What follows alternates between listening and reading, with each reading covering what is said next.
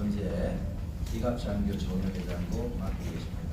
마이크를 조 박사님께 넘기겠습니다. 예, 조식입니다. 제가 이 논문을 준비를 미국 남북 전쟁터를 답사하면서 했던 9월 6일 날 작성을 해서 20일까지 제출하라 그래가지고 보통 논문 세미나 발표보다 폼이 4배를 들었습니다.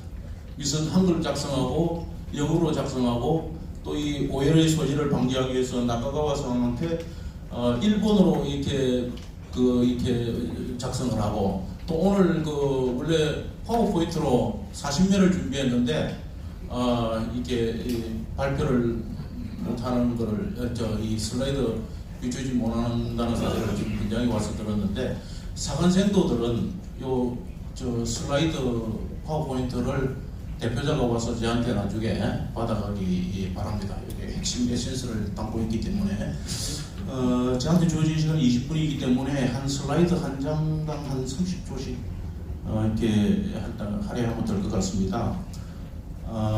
제가 드릴 말씀은 유엔사 개요로부터 유사시 일본의 역할 강화 방안 순으로 말씀을 드리겠습니다.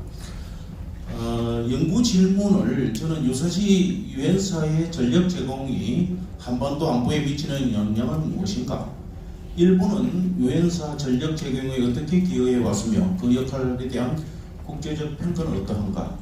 유엔사 후방 기지 역할을 하는 일본의 역할을 강화하기 위한 방안은 무엇인가 하는 데 초점을 두고 글을 작성을 했습니다. 논문 구조는 참조를 하시고요. 유엔사 역사적 배경에 대해서는 우리 홍승표 박사가 잘 설명을 했기 때문에 스탈린의 농간에 의해서 중국과 미국이 싸움으로써 힘을 빼게 하는 그런 배경하에 여러 가지 어떤 기원에 대해서는 논란의 소지가 있고 정리가 일단은 되었습니다만은 수정주의 시각도 있다는 사실을 우리가 확인할 필요는 있습니다. 유엔사 역사적 배경은 아까 이승만 대통령의 역할 그리고 군사권한 위임, 유엔의 개입 이런 것들이 통해서 형성이 되었다는 것을 우리가 알 수가 있고요. 유엔사의 구조 및 기능과 임무 편성 조직에 대해서는 유엔군 사령관 밑에 작전, 정보, 군수지원, 인사 여러 부서가 편성이 되어 있습니다만은 원래 한국군 장교가 편성이 되어 있음에도 불구하고 우리 연락장교 역할에 실무자를 해야 되는데 연락장교 역할에 그치고 있다는 점은 안타까운 부분이라고 하겠습니다.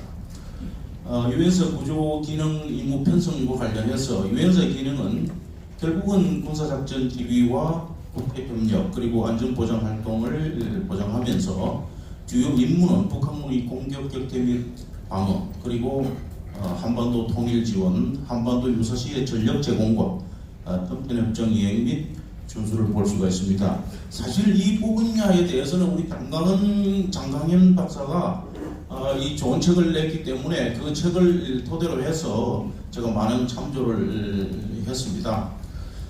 유엔사의 구조와 기능, 임무 편성 조직은 슬라이드에 있는데 이거는 신경 넘어가겠습니다. 일단은 집단 안전 보장이 뭐냐 하는 측면에서 국가의 안전을 한 나라의 군비 정강이나 다른 나라와의 동맹으로 해결하지 아니하고 다른 여러 나라가 협력하여 보장하는 제도를 우리가 집단 안전 보장이라고 하는데 지금 현재 유엔 사령관을 겸하고 있는 연합 사령관이 결국은 조한미군 선임 장교고 또 유엔 사령관을 겸하고 있기 때문에 한 사람이 캡 3개를 쓰고 있다 하는 그런 점에서 역할을 수행하고 있다고 볼 수가 있습니다. 군사정전위원회와 중립국감독위원회는 정전협정 이행감독과 정전협정 위반 사건 협의 및 처리 그리고 통신과 정보교환, 군사적 경계 및 감시활동, 인도적 문제 해결과 정전협정 수정 및 어떤 변동사항이 있을 때 보고하는 그런 역할을 수행하고 있습니다. 그리고 중립국 감독위는 북한의 분쟁이 발생할 때 그러한 임무를 예방하는 역할을 수행하고 있습니다. 전력 제공의 정의를 보면은 유엔 사국이 결국은 한반도를 방어하는 데는 우리 군과 또 한미연합사 그리고 국제적인 전략사선이라고 할 수 있는 유엔사가 있는데 유엔사가 한반도에 발생할 수 있는 군사적 위기나 전투 상황에서 군사적 자원과 인력, 장비 등을 지원하는 것이다. 이렇게 전력 제공을 할 수가 있고 필요성은 안전보장과 집단 방어 체계 그리고 국제적 지원의 상징으로 이렇게 우리가 들 수가 있습니다. 전력 제공을 한 사례를 보면은 장진호 전투를 할 때에 굉장히 그 기상 조건이나 어려운 지형 조건 하에서 유해물이 싸웠습니다. 그런데 이 해병길 사단이 중공군 8개 사단 또는 10개 사단에 포위가 되었을 때에 18일 동안의 사투를 벌였는데 올리브 스미스 해병 1사단장이 탁월한 해안이 있었습니다. 북진을 하면서 올라갈 때 그 함흥에 제재소를 전부 접수해가지고 나무를 전부 투바리포 해가지고 교량 파괴시에 양좌우측에 남쪽과 북쪽에 이렇게 비치를 하고 올라갔습니다. 그리고 파갈우리에 비행장을 건설해가지고 해병 1사단이 철수를 할 때에 사단 사령부가 가장 먼저 철수를 할 줄 알았는데 맨 나중에 철수를 했습니다. 그리고 여러 가지 그 코르세역이라든지 네팜탄으로 중공군을 격파를 하면서 물론 해병 1사단의 자체 항공이라든지 이러한 전력과 그리고 부교가 이제 필요했을 때에 일본 사세보에 기지에 있던 인데 이렇게 부교와 교량 가설 자재를 공수를 해가지고 투하를 해줌으로써 그러한 포위망에서 벗어날 수 있다. 그리고 전후의 시신과 부상자들을 적진에 남기지 않고 철수하는 그런 조치를 통해서 우리가 일본과의 어떤 후보를 그런 사례를 볼 수가 있고요. 그 다음에 이제 원주 전투를 할 때도 지평리 전투의 23여단이 그렇게 방어를 할 때에 해병 2사단 마이너스 2는 북기군 12사단과 6사단, 27사단에게 포위가 돼가지고 엄청난 또 피해를 입고도 전투를 했는데 이때도 마찬가지 섬간 일대에서 그 미 10군단 사령부하고 이렇게 협조를 해가지고 포병연대가 이제 이렇게 사격을 하는데 포탄이 부족했습니다. 그래서 일본에 바로 이게 요코다 기지에서 전화를 해가지고 포탄을 공수를 해서 위기를 벗어난 그러한 긴급한 상황에서 일본의 기지 역할을 충분히 했다는 사례를 우리가 볼 수가 있고요. 그다음에 이제 한국 전쟁 이후 60년대부터 현재까지도 우리가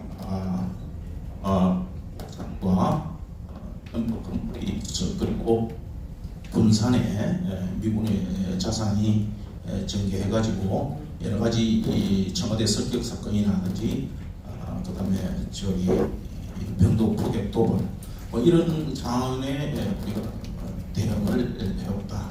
그리고 사실은 아시다시피 연평도 포격 도발 시에는 우리가 포격을 보복을 하려고 했을 때에 이 전황이 격화되는 것을 유엔사에서 이렇게 진정을 시키고 하는 그런 사례도 있었습니다. 전력 제공의 전략적 의미를 보면 현재는 이제 7월 7일 날이 6.25 전쟁 접전협정 및 유엔군 참전의 날로 이렇게 있습니다만은 국제 협력 강화, 인도적 지원, 국제법과 규범 준수, 위기 대응 능력, 그리고 군사 및 역량 강화,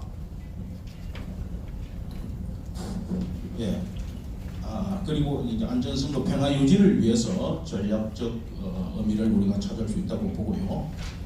전략적 가치는 결국은 대동소이한 부분이 있습니다만은 국제법과 규범 준수라든지 인도적 지원 그리고 재건 활동, 다국적 군사 협력 이런 것을 주도한다고 볼 수가 있습니다. 일본의 안보 정책 개요를 방위백서를 보면은 결국은 안보 환경 변화를 인식해서 일본도 지금 방위비를 정액을 하고 자위대 역할 확대를 도모하고 있습니다. 그리고 지역안보 협력 기여하면서 인도적 지원 및 재건 사업에도 적극적으로 일본이 이렇게 기여하고 있는 것을 안보 정책으로 지적하고 있고요. 자위대는 뭐 이 해상, 육상, 해상, 항공 자위대 여러 가지 무기체계를 구비하면서 역할을 수행하고 있고, 자위대의 기능을 보면은 결국은 이제 뭐 전략적 협력과 국제 평화 유지, 그다음에 일본의 방위, 재대응, 인도적 지원, 훈련 교육 이러한 역할을 자위대가 수행을 하고 있습니다. 일본도 적극적으로 국제 평화 유지 활동에 참여를 하고 있는데 여러 가지 6개 분야에 걸쳐서 이런 역할을 수행하고 있습니다. 주일 유엔사 후방 기지는 이렇게 가테나, 요코다, 요코스카, 자마, 가테나, 하이트 비치, 구텐마 해병대 사령부 기지가 있고, 사세보에서 해군 기지가 있는 것을 우리가 알 수가 있고, 군수 분야 기지도. 여태까지 일본의 주 방위는 러시아의 침략에 대비해서 북쪽을 바라보고 있는 그러한 방위를 가지고 태세를 가지고 있다가, 지금은 대만 유사에 대비해서 일본이 우리의 북핵 2.3으로 대만 유사에 대해서 굉장히 신경을 곤두세우고 또 거기에 부족한 부분을 보완하기 위한 노력들을 기울이고 있다는 사실을 우리가 알 수가 있고요. 일본의 유엔사 참여 현황은 역사적으로 보면은 92년 국제평화유지 활동법을 제정해가지고 하고 있지만은 정치적으로 여러 가지 그 헌법 구조가 이제 전쟁과 군사력 사용 제한을 하고 있는데, 이런 것을 탈피해서 이제 보통 국가로 전쟁할 수 있는 보통 국가로 지향하고 있다는 점을 우리가 알 수가 있습니다. 일본의 전력 제공 사령 기여도는 유인물을 참조해 주시고요. 일본의 역할에 대한 국제적 평가도 결국은 인도적 지원의 긍정적 이미지를 부각하기 위해서 안정성을 제공하고 법적 제한과 제약과 자원의 한계를 탈피하기 위해서 여러 가지 노력을 하고 있고, 국제 협력의 모범 사례로 볼 수 있는 그런 사례들도 많이 있습니다. 일본이 이제 법적 정치적 제약을 벗어나기 위해서 여러 가지 이렇게 이제 활동을 하고 있는데, 특히 자위대 호위함 및 타이완 해협을 통과한다든지 북중러 위협에 대비해서 군사력을 점검, 방위비를 점검하여서 하는 이런 상황에서 미국은 한국과 한미 상호 방위 조약, 또 미지배기 안보 조약, 이 일본 미일 안보 조약이 있는데, 이 미일 안보 조약 개정에 우리 한국의 이 미국에서 활동하고 있는 오웅동 박사가 이걸 또 주도를 했더라고요. 그래서 국제 평화 유지 활동에도 일본이 적극적으로 이렇게 가담하려고 노력을 하고 있다는 점을 우리가 알 수가 있고, 국제협력 동맹관계 측면에서 다자간 안보 협력 강화와 군사적 협력 훈련, 그리고 지역 안보 체계 구축과 인도적 지원 확대를 시도하고 있다는 거, 일본의 역할 확대를 위한 전략은 신경하고 있습니다. 그래서 이 한미일 삼국의 협력 강화가 지금 굉장히 시기적으로 중요하고 중러의 협약이 이제 강화되는 그런 시점에서 우리가 여러 가지 협력을 했을 때의 장점이 많습니다. 이런 점에 있어서 우리가 좀 노력을 강화해야 될 것 같고, 근데 이제 여러 가지 이렇게 국제 유엔사 해양무기 전력 제공을 하는데 몇 가지 제한 요소가 있습니다. 대량 인명 피해가 났을 때에 대한 정치적 부담, 자국의 참전 반대 여론을 극복하는 문제, 그 다음에 이제 정치 및 경제적 보복에 대한 우려, 그 다음에 이제 한국 전쟁 당시보다 국력이 쇠퇴해가지고 워싱턴 선언을 이행할 능력이 부족한 그런 나라들에 대한 어떤 우리의 준비, 이런 것들이 필요하다고 보았습니다. 제가 볼 때 이제 결론으로서 한국에서 근무하는 유엔사 행국들과 방문군 지휘협정을 체결할 필요가 있다. 이 비자를 바꾸기 위해서 이렇게 주기적으로 나가야 되는 이런 사항들, 그다음에 한국 병력이 일본에서 훈련하는 이런 하고 나서 또 일본이 우리나라에 지금 민족 감정 때문에 굉장히 터부시하고 있는데, 이런 것을 이제 우리가 벗어나야 되겠다. 그래서 결론적으로 제가 내린 결론이 뭐냐면은 6.25 때의 그 인천 상륙 작전과 그 원산 상륙 작전에 일본의 소위정이 참전을 하고 함정도 참석하고 한 1,200명이 참전을 하고 사상자도 나왔어요. 그런데 독일의 경우에는 병원선이 출발을 해가지고 도착도 안 했는데 참전국으로 인정을 하고 실제로 일본 해상 자위대에는 참전을 해가지고 역할을 했는데도 우리가 그런 어떤 다그 감정에 매여가지고 참전국 지위를 우리가 거부를 하고 있는데 이러한 것을 대승적 차원에서 좀 극복을 하고 우리가 이 같이 싸웠다는 이 브라더오브 이 전우라는 이런 인식을 가질 때에 일본의 그 유엔사 후방기지 역할이 좀 더 활성화되고 원활해질 거다 이렇게 생각을 했습니다. 이상 제 보고를 마치겠습니다.